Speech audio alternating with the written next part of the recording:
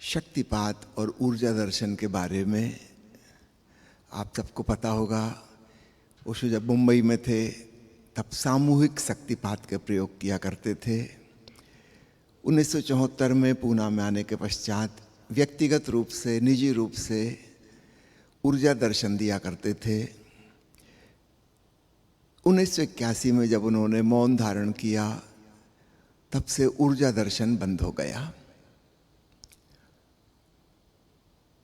उसके करीब 6 साल बाद जब शक्तिपात के बारे में सवाल पूछा गया तब उन्होंने यह पूरी प्रक्रिया समझाई कि वह उपयोगी थी, किंतु उसके बहुत हानियां भी थीं, उसमें नुकसान भी थे।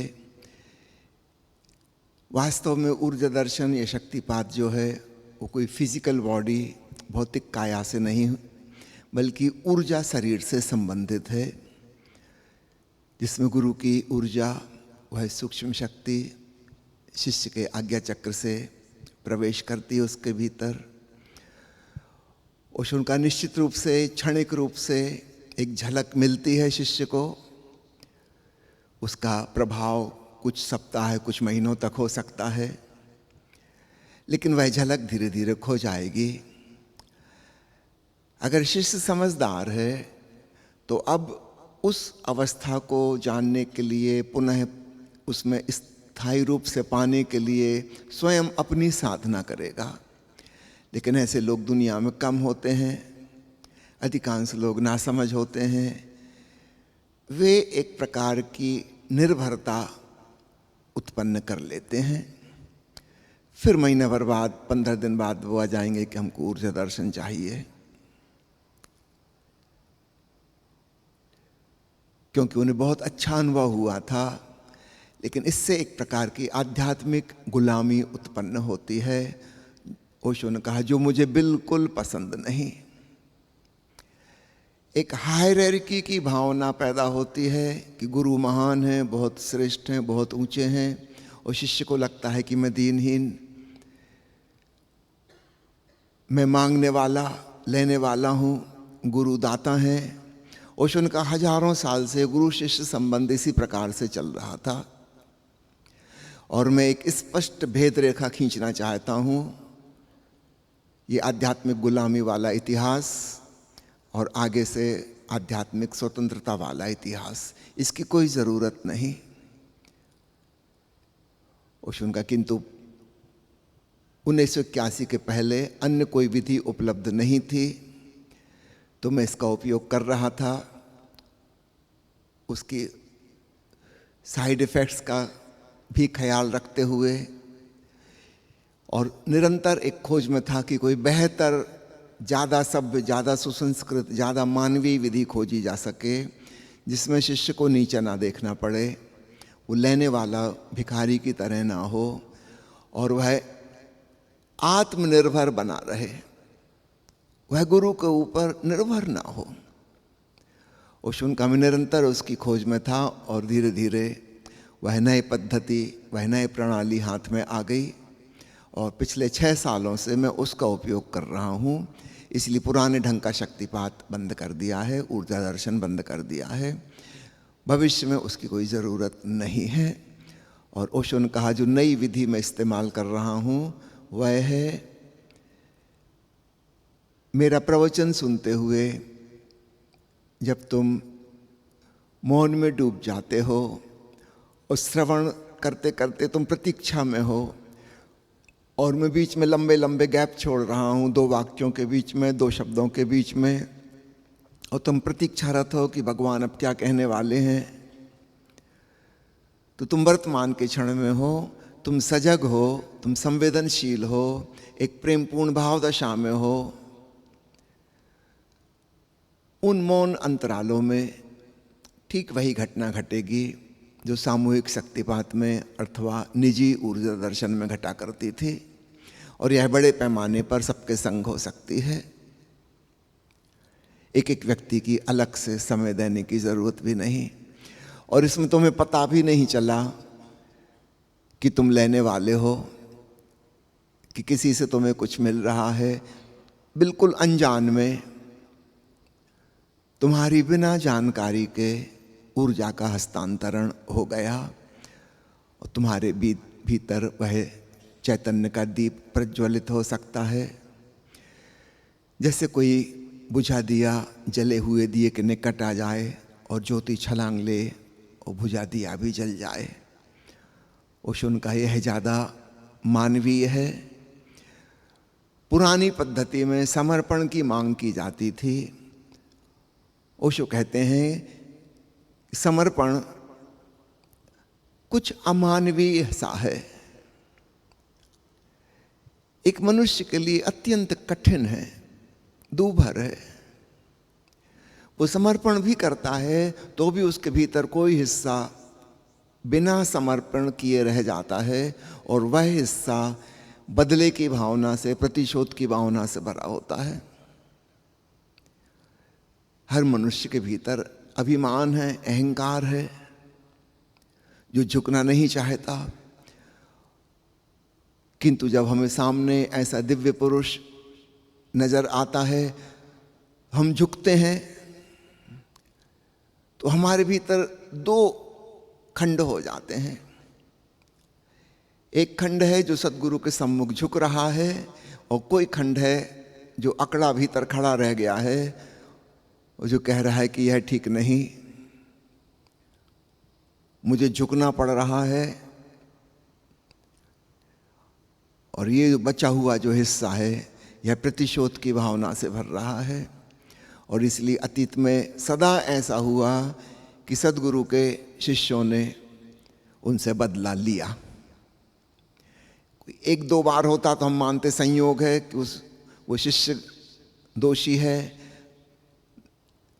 एक आध बार होता तो ऐसा हम समझते, लेकिन यह बार बार बार बार हर बुद्ध पुरुष के साथ ऐसा ही हुआ। तो इसके पीछे कोई मैकेनिज्म, कोई कार्य कारण होना चाहिए। ओशो ने उसे स्पष्ट किया कि जब शिष्य झुकता है तो उसके भीतर पूर्ण समर्पण नहीं हो सकता। पूर्ण समर्पण की डिमांड करना बिल्कुल इनह्यूमन, अमानवीय है, यह संभव नहीं है। जब हम पूर्ण समर्पण की डिमांड करते हैं तो शिष्य को या तो गिल्टी फीलिंग होगी, अपराध बोध होगा कि मैं कर नहीं पा रहा हूं, मेरे भीतर का अहंकार समाप्त नहीं होता, बड़ी मुश्किल खड़ी हो जाएगी। ओशो उनका इस सब की कोई ज़रूरत नहीं है। तुम मुझे सुनने आए हो, इतना पर्याप्त है। तुम बस शांत, सजग, मौन में स्वभावतः डूब जाओगे और जो घटना घटने योग्य है वह घट जाएगी। कोई समर्पण की डिमांड नहीं है। ऐसी प्रक्रिया बड़े पैमाने पर हो सकती है।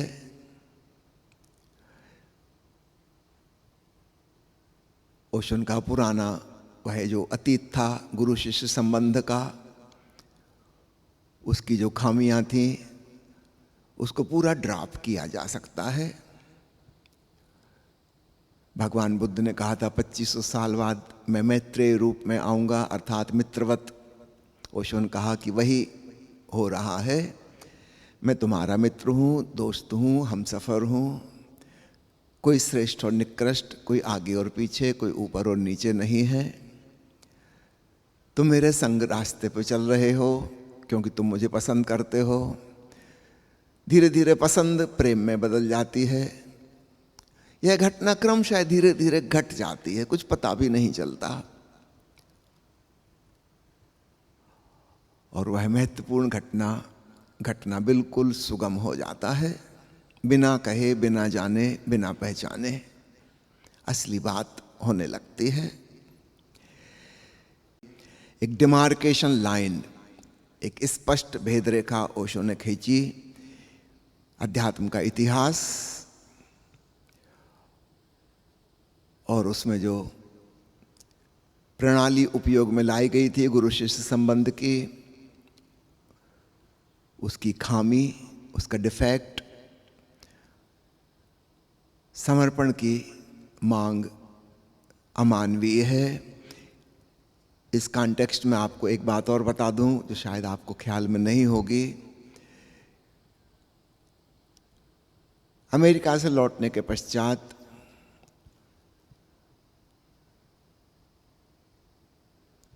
नवंबर 1985 से लेके 1990 तक ओशो ने फिर कभी समर्पण शब्द का इस्तेमाल नहीं किया है। 1981 के पहले श्रद्धा, समर्पण, विशेषकर भक्ति मार्ग को समझाते हुए ओशो ने इस पर जोर दिया है कि अंतिम 5 सालों में उन्होंने इस शब्द को बिल्कुल हटा ही दिया, उपयोग ही नहीं किया। ज़्यादा मानवीय,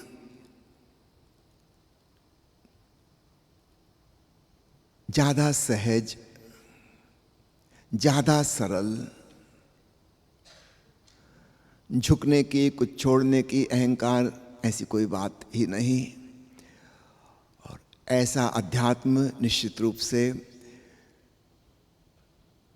सारे विश्व में व्याप्त हो सकता है। अभी मैं देखता हूँ पिछले 6-7 सालों से ऑनलाइन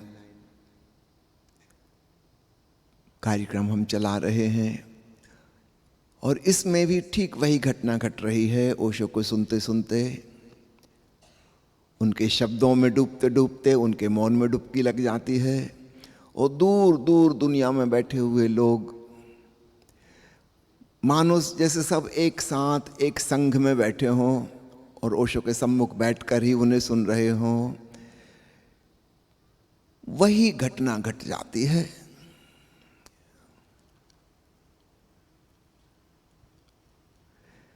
घर घर आश्रम हो गया,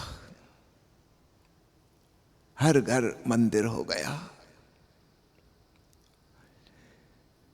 निश्चित रूप से व्यापक पैमाने पर इसी प्रकार की कोई प्रक्रिया बड़े पैमाने पर रूपांतरण ला सकती है और ऐसा हो रहा है। एक प्रवचन में ओशो ने यह बात समझाई भी है कि आने वाले हजारों साल में मेरे ऑडियो और मेरे वीडियो प्रवचन एक संवेदनशील व्यक्ति के लिए वही काम करेंगे जो मेरी उपस्थिति कर रही है हजारों साल तक। आधुनिक विज्ञान को कोटि कोटि धन्यवाद। ऐसा पहले कभी किसी सद्गुरु के संग नहीं हो सकता था, यह केवल आधुनिक युग में ही हो सकता था और इसके लिए हम विज्ञान के बहुत बहुत आभारी हैं।